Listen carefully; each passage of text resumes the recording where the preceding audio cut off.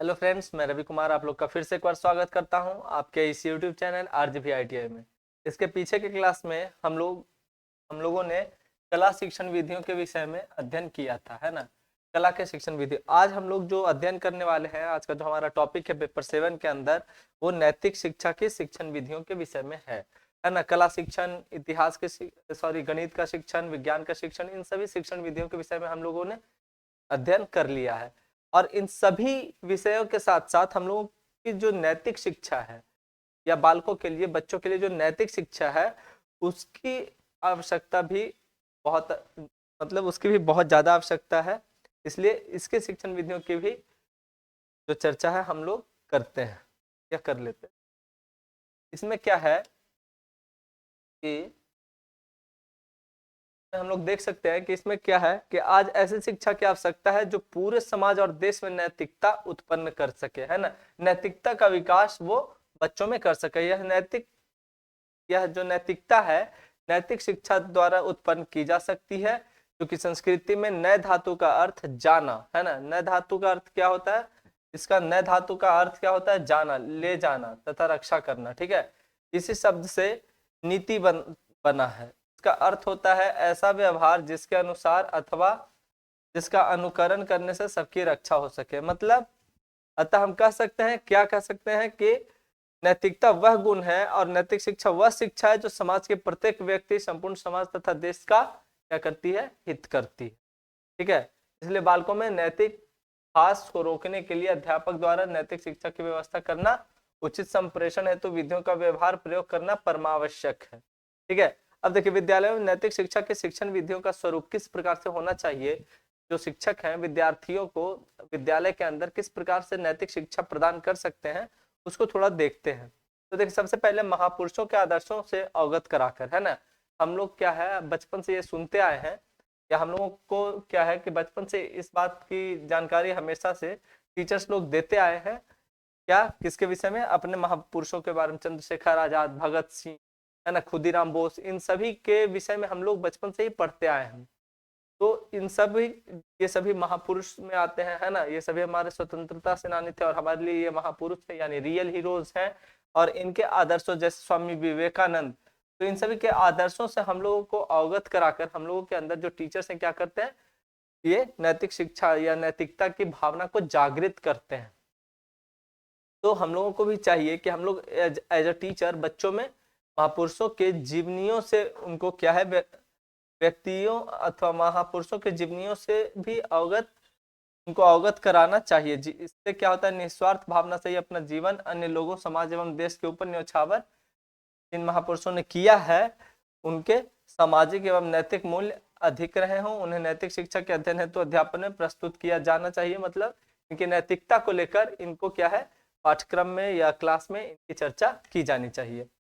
Second है, अध्यापक छात्र का संबंध घनिष्ठ होता है, ठीक है ना। अध्यापक और छात्र का जो रिलेशनशिप होता है वो काफी, मतलब घनिष्ठ होता है, गाढ़ा होता है। आजकल हम देखते हैं कि अध्यापक जो है, अध्यापक और छात्र का संबंध करीब करीब समाप्त होता जा रहा है। सही बात है। समाप्त इसलिए होता जा रहा है क्योंकि टीचर्स जो है बच्चों से उस तरीके से ट्रीट नहीं करते जैसा बच्चे उनसे अपेक्षा रखते हैं। दूसरा क्या है, बच्चे आजकल अपने आप को, मतलब अपनी क्षमता से अत्यधिक अपने आप को आंकने लगते हैं। ऐसा उन्हें प्रतीत होता है कि टीचर से अधिक हम स्वयं ही जानते हैं। तो इस भावना के कारण क्या होता है, या फिर कुछ गार्जियंस भी ऐसे हैं कि जो टीचर्स की अक्सर शिकायत या बुराइयां करते रहते हैं बच्चों के सामने, जिसके कारण बच्चों के मन में उस शिक्षक की जो छवि है वो गिरती चली जाती है। और बच्चे क्या है, शिक्षक की उस प्रकार से उनका रेस्पेक्ट नहीं करते, जिसके कारण टीचर और स्टूडेंट के बीच का जो गैप है वो बढ़ता चला जा रहा है। तो इस प्रकार छात्र क्या है, छात्र केवल विद्यालय एक बहाने मात्र को ही जाते हैं, ठीक है ना, कि बस हाँ अटेंडेंस बनवाने जाना है बस, और किसी चीज के लिए वो जाते नहीं। अध्यापकों के समीप जाकर उनके गुणों को नहीं परख पाते। इस प्रकार के छात्र अध्यापकों के नैतिक मूल्यों से कोई लाभ नहीं उठा पा रहे हैं। अतः छात्र तथा अध्यापक के संबंधों में घनिष्ठता बनाने के लिए ध्यान देना भी आवश्यक है। देखिए, अब इसमें थर्ड क्या है, कर्तव्य परायणता तथा अनुशासन। देखिए, आपको कर्तव्य परायणता का मतलब है ड्यूटी डिवोशन, मतलब आपको अपने कर्तव्य के प्रति क्या है, बिल्कुल निष्ठावान रहना है। उनको बच्चों को ऐसे शिक्षा दीजिए कि बच्चे क्या है अपने कर्तव्य के प्रति बिल्कुल एकदम समर्पित रहे, एकदम निष्ठावान रहे, और अनुशासन मतलब उनके अंदर जो डिसिप्लिन है वो एकदम मतलब पर्याप्त मात्रा में हो, जिससे कि क्या है कि बच्चे नैतिकता की ओर अग्रसर हो सके। चौथा है बालचर शिविरों से अवगत कराना। क्या है कि चाइल्ड अवेयर कैंपस से क्या करना, make child aware off campus, है ना। चाइल्ड के ये जो मेक चाइल्ड हो चिल्ड्रन है उसके अवेयर से, कैंपस से अवेयर उनको कराना। विद्यालयों में बालचर शिविरों का आयोजन करके नैतिक गुणों का विकास किया जा सकता है, जैसे समूह में उठना बैठना, एक साथ मिलकर भोजन बनाना, शिविर लगाना, प्रकृति का अवलोकन करते हुए रूट मार्च करना, सामूहिक गान इत्यादि। देखिए ये जो है बालचर शिविरों से अवगत कराना, ये जो पॉइंट है, इसके लिए हमारे विद्यालयों में आजकल एक विशेष प्रकार का कार्यक्रम चलता है, अगर आप लोगों को ज्ञात हो तो। देखिए एनसीसी है ना, एनसीसी या सॉरी के लिए जो कार्यक्रम चलाया जाता है एनसीसी, या फिर एक और प्रोग्राम आता है स्काउट एंड गाइड, इस प्रकार के प्रोग्राम्स स्कूल में करवाए जाते हैं, जिसमें क्या होता है कि बच्चों को ना कैंप पे ले जाया जाता है। 6-7 दिन का कैंप होता है, वहां उनकी विशेष प्रकार की फिजिकल ट्रेनिंग, मेंटली ट्रेनिंग उनको दी जाती है, और साथ में क्या है कि वो क्या करते हैं कि साथ में रूट मार्च करते हैं, सामूहिक गान भी करते हैं, समूह में उठते बैठते हैं, एक साथ मिलकर भोजन भी बनाते हैं वहां पे, है ना। कैंप फायर वगैरह हर चीज वहां करवाई जाती है। इसके बाद है आपका इसमें नैतिक शिक्षा को अनिवार्य घोषित किया जाना। देख जो मोरल एजुकेशन है उसको क्या है कि कंपलसरी घोषित करना, मतलब कंपलसरी एकदम डिक्लेयर करना चाहिए। नैतिक मूल्यों के विकास के लिए आवश्यक है कि नैतिक शिक्षा को अनिवार्य घोषित किया जाना चाहिए, है ना। तो मोरल डेवलपमेंट के लिए क्या है कि इसको एकदम कंपलसरी कर देना चाहिए। क्रमिक पाठ्यक्रम के अंतर्गत नैतिक शिक्षा को शिशु क्या है कक्षा से स्नातक स्तर तक अध्ययन कराया जाए, अतः इसका अध्ययन तथा अध्यापन दोनों ही अनिवार्य घोषित कर देना चाहिए। इसके बाद आइए सेकंड पेज में आते हैं, और सेकंड पेज में हम लोग इसका प्रयास करते हैं। क्या है कि इसमें शिक्षक प्रधानाचार्य तथा अध्यापक गणों का निष्पक्ष होना, है ना।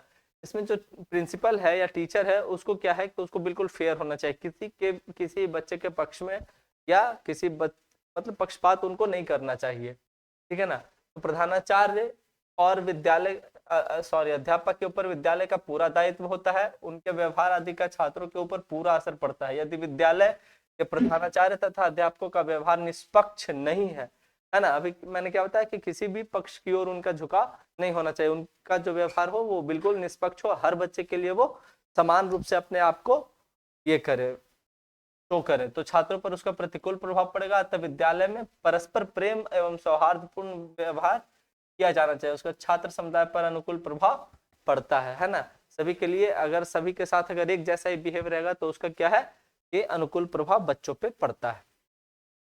और ये जो 7th है संबंधित धार्मिक उपदेशों से अवगत कराना। जो भी धार्मिक उपदेश है, जो ऐसे धार्मिक उपदेश जो कि बच्चों के नैतिक मूल्यों के लिए आवश्यक हो, है ना, उनके नैतिक विकास के में सहायक हो, ऐसे धार्मिक मूल्यों से उनको क्या है अवगत करवाना चाहिए।